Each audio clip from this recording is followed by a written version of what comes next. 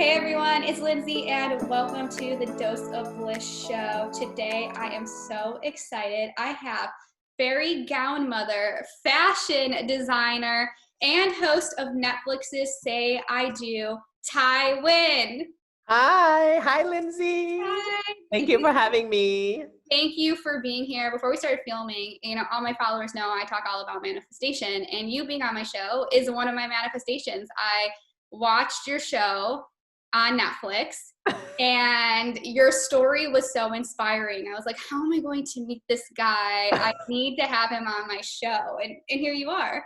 Thank you. You know, I'm all about manifesting too.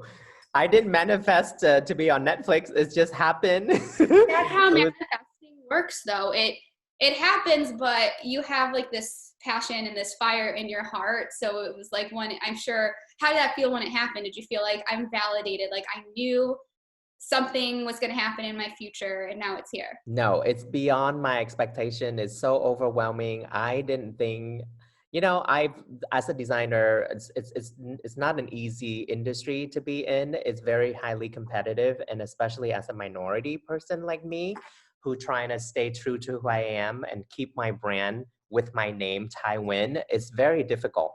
But when I get this opportunity to be on Netflix, it's a global platform.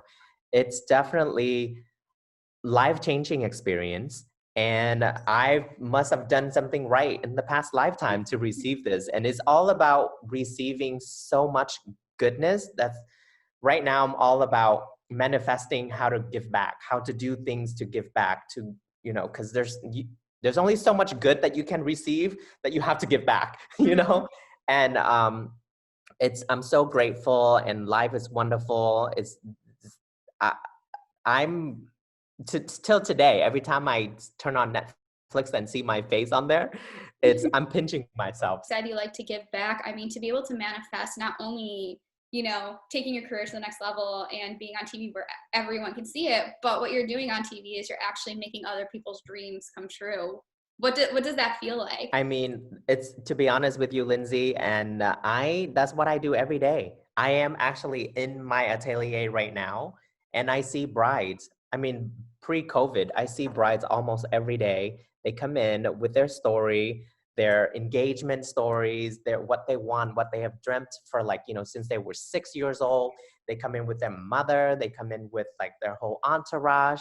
And I listen to those stories, and I just literally sketch out one of a kind design, because that's what I do. I specialize in custom one of a kind design for these beautiful stories. And like I said many times in the show, wedding gowns are not just a gown. It's really the symbol of your everlasting love. It's your story. And if you watched Say I Do, if you saw Say I Do, Yeah, I watched. I like binged it in like 2 days.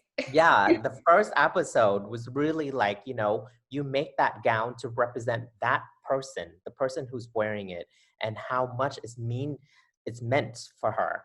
I designed the black gown for Tiffany with the color that represented her father, and then the crystals representing her sister. That's what I do. And being on the show is exactly what I do every day, and I love it. I love every moment of it. So how did you get here? You talk a lot about acceptance and being accepted on the show. What was like a turning point in your life?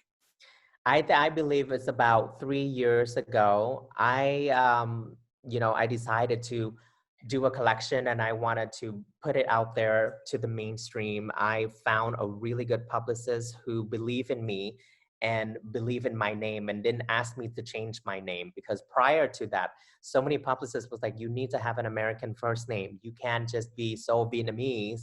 And this publicist believed in me, took in my collection, and literally after 3 months, you saw it on J-Lo, you saw it on Katy Perry, on Ariana Grande, and then all the major red carpet.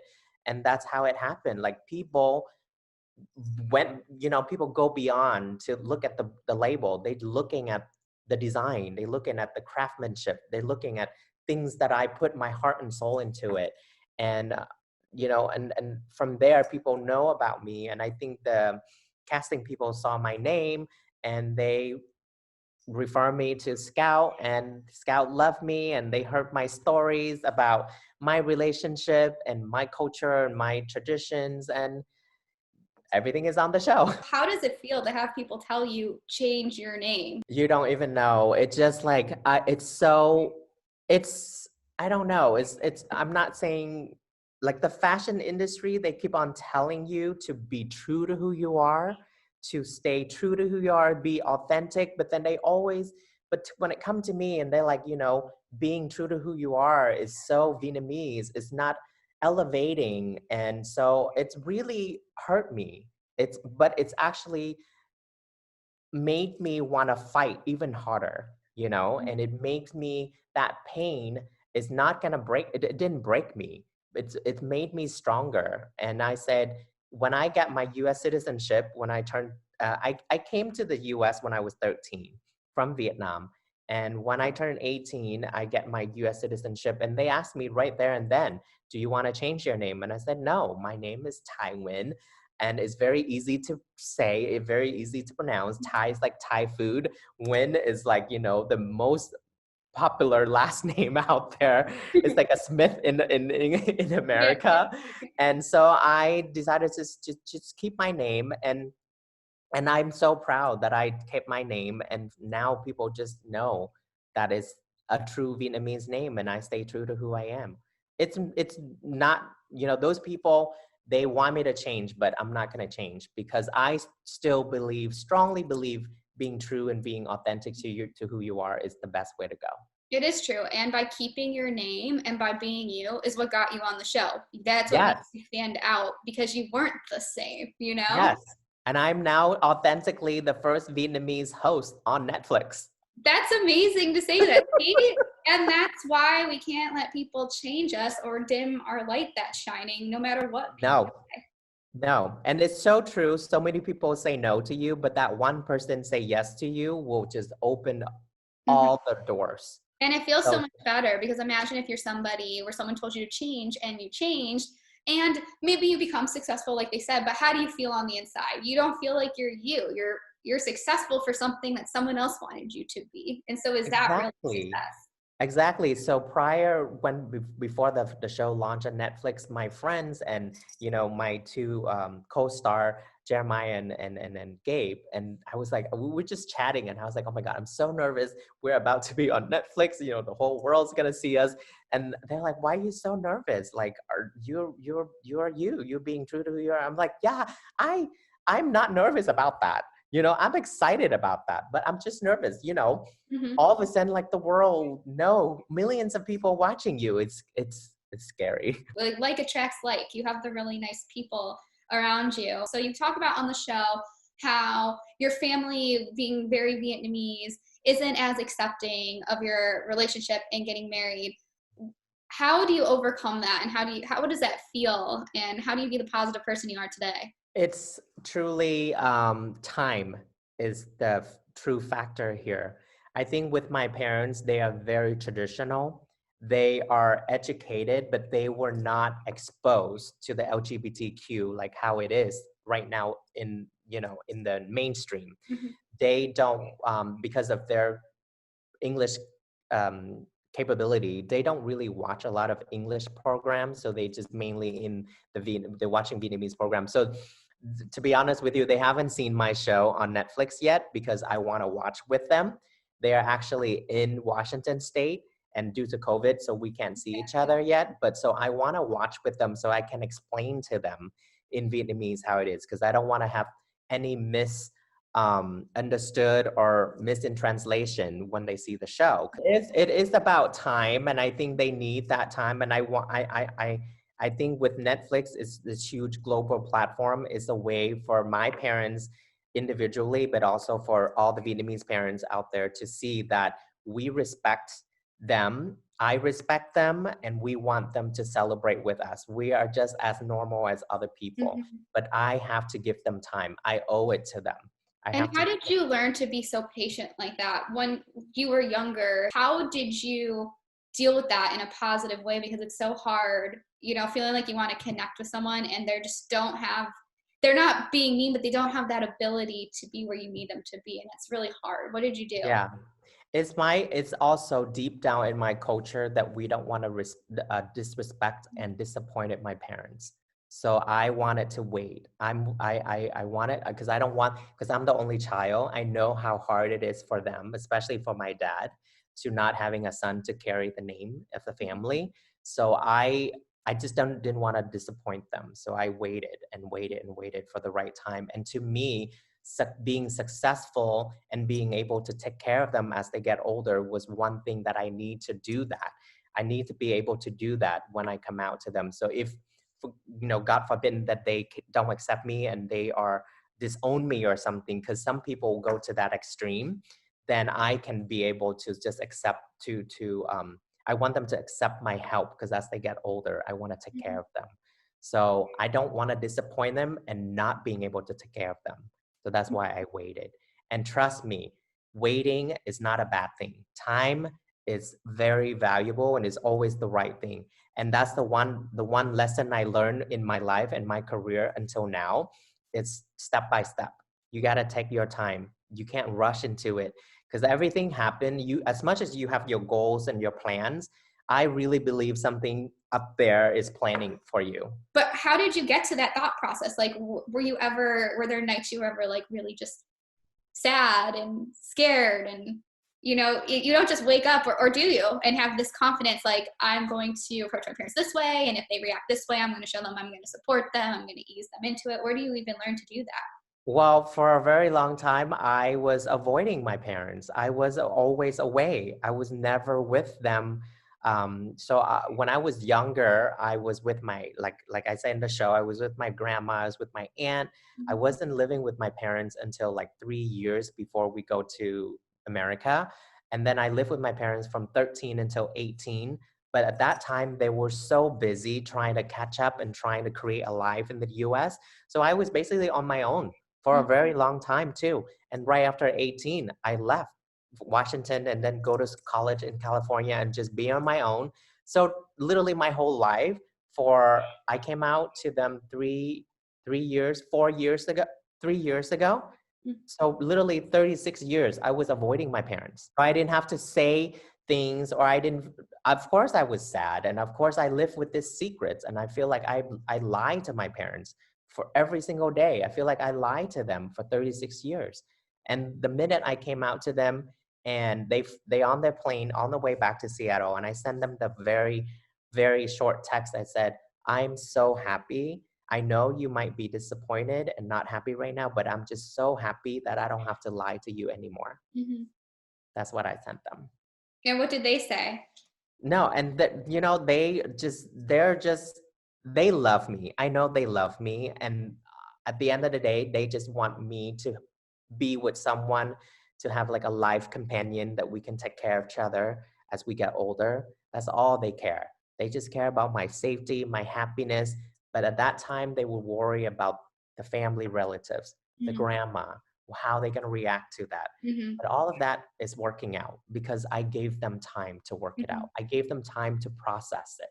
So it's good. It's good. It's good now. It's getting there now. No, But that's absolutely amazing that you have that patience, because I think everyone has an experience in their life where they're trying to get through to someone or tell someone to someone, and they don't always respond the way that you want them to. Eventually people usually come around, but everyone watching, I think, can relate to that feeling. And it just really stands out and really inspires me how patient that you are, and you're coming from such a place of love. And I mean, talk about acceptance. Like, you are accepting them for however they react and however they feel. hmm well, honestly, I feel like I'm so lucky that I'm with my boyfriend now for 14 years. October 5th of 14 years. And we already committed to each other. We are living together as a family couple. We are committed. We just want the parents to Mhm. be there at our wedding to celebrate with us. We're not asking them to be there so we can be committed. Committing to something, to a relationship, to a love relationship, it's you do it on yourself. You do it on your own. You don't need anyone permission for that. Mhm. And we did that. We are doing that. But we want the whole family and the whole group to be there to celebrate, because the celebration is worth to me, it's worth to wait to be celebrated with the whole Mhm. family. Yeah, it's worth it. It really Yeah, is. Never, it is. and then you're going to need a fairy gown mother. You're going to be the belle of the ball, you know? You're going to be that person with the story and the dream Yes. come true. Yeah, and then in the Western, people have asked me before, in the Westernized culture, they'd be like, you have the freedom. It's your life. You just go live your life and do your thing, and who cares about what your parents or your family say? And I'm like, it's different. It's we were brought different, we were raised different, and many time people have heard about it. I think in the LGBTQ community, you just kind of move on and live your life. But in our culture, family is everything. Doesn't matter if they accept it or don't accept you. You still have to be around. You Mhm. still have to be. Um, you cannot get rid of. You cannot just have a stop with your family, and that's the reason why I have to make it work. I can disappoint myself, but I cannot disappoint my parents. I don't think deep down you could ever really disappoint them. If that's the culture too, they have to stay around with you too, you know? Yes. So Yeah. I don't think you could, I mean, so many people look up to you. I'm so inspired by you. We Mm. only have a few minutes left, but I talk all about manifestation. Is there anything you do to manifest your dreams? Like, do you have a vision board, a journal? Like, what is your technique? I do have my goals, my little plan on my phone in the notes section. There's so many of them.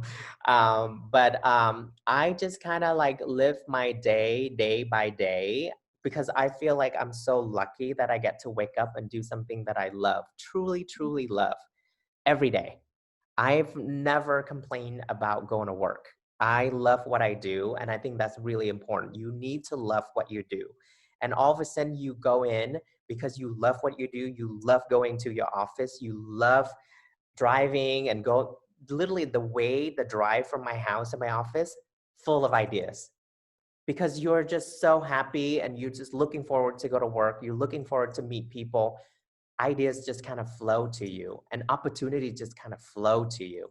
Because when you don't like what you do and you have to be there and you kind of like killing yourself being there, you just kind of stop. Mhm. You build this negative wall that you stop all this positivity that's going to come to you.